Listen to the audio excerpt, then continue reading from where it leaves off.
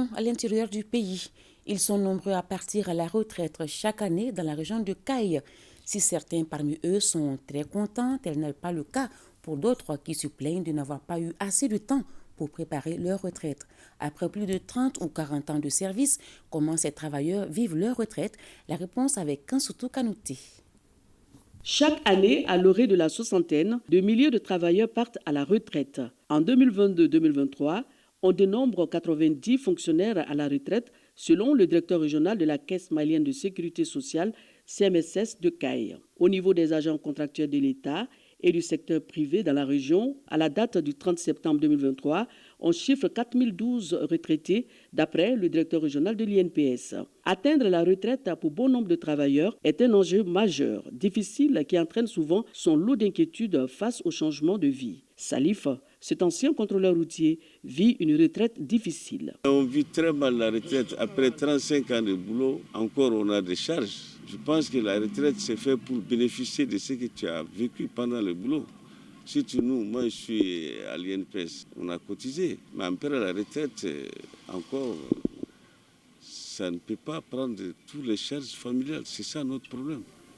Je pense qu'au fur et à mesure qu'on est à la retraite, au fur et à mesure, quand même, on doit avoir une augmentation légère pour au moins supporter. Quant à Oumar Ouele Diallo, il vit paisiblement sa retraite, selon lui. Je ne me plains pas.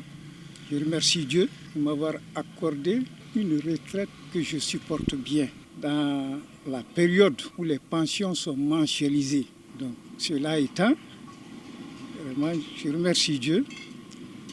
Je n'ai pas de fin de mois difficile. Cette retraite, je la vis d'une façon paisible parce qu'après la retraite, il y a une promotrice qui est venue demander mes services. J'ai été lui rendre service pendant 4 ans. Quand j'ai voulu me reposer, il y a d'autres promotrices qui sont venues me voir. J'ai dit que je peux aller les accompagner pédagogiquement. Ça, je l'ai fait pendant 2 ans. Après, j'ai dit que moi, je suis fatigué. Ma santé commence à se détruire petit à petit. J'ai dit que je voudrais vraiment me reposer.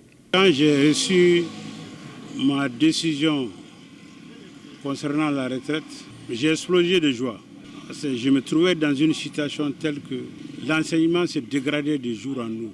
L'école n'était plus l'école. Donc, c'est comme si on nous mettait dans un océan et il n'y a pas d'issue. Il fallait nager. Mais à un moment, tu seras fatigué.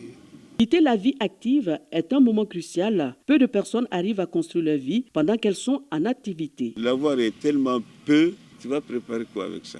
Pour payer un terrain, ça fait combien de temps? Tu vas prendre l'argent à la banque. Tu vas payer ça pendant combien de temps? Pour construire pendant combien de temps? C'est même impossible. C'est pour cela que nous vivons tous dans nos vieilles maisons de grands-pères, de pères, et ça nous revient. Nous avons connu les périodes de 3 mois, 4 mois sans salaire avec Moussa Traoré. Donc c'est juste après le coup d'État que nous avons commencé à connaître la régularité des salaires. Donc on était déjà âgés. Il y avait la charge et tout, mais Dieu merci, ça va. Makwaza, enseignant et arbitre international à la retraite, fait exception. Depuis 1975, il commença à préparer sa retraite. Depuis 1975, je suis à 5 km de Caille. Je vais cultiver Oulège. En ce moment, j'étais célibataire. Aujourd'hui, 2 ans, 3 ans, ça fait, je suis un peu malade. Je fais des arthroses. Bon, raison pour laquelle je me suis reposé un peu. Mais mon premier garçon continue à travailler dans un jardin, 1 hectare, que j'ai clôturé. J'ai mis des tuyauteries, la canalisation. Ensuite, je suis à 1 mètre du fleuve. Donc, je tire l'eau et j'arrose. Et ça va. Et sans compter le champ, qui fait à peu près 1,5 hectare. Là aussi, on fait de l'arachide, du mil, et ainsi de suite. On a commencé à travailler quand ça n'allait pas tellement au Mali, depuis les années 82. On pouvait faire 2 mois, 3 mois sans salaire. Maintenant, on se débrouille de gauche à droite. Si on peut diriger une école privée, on va là-bas, on dirige l'école, c'est tout. Ma pension me suffit, réellement. Ensuite, dans la gestion, même mes enfants ne veulent même pas que j'injecte ça dans la famille. Parce que je n'ai pas d'autre activité, je ne veux pas mettre ma pension ailleurs.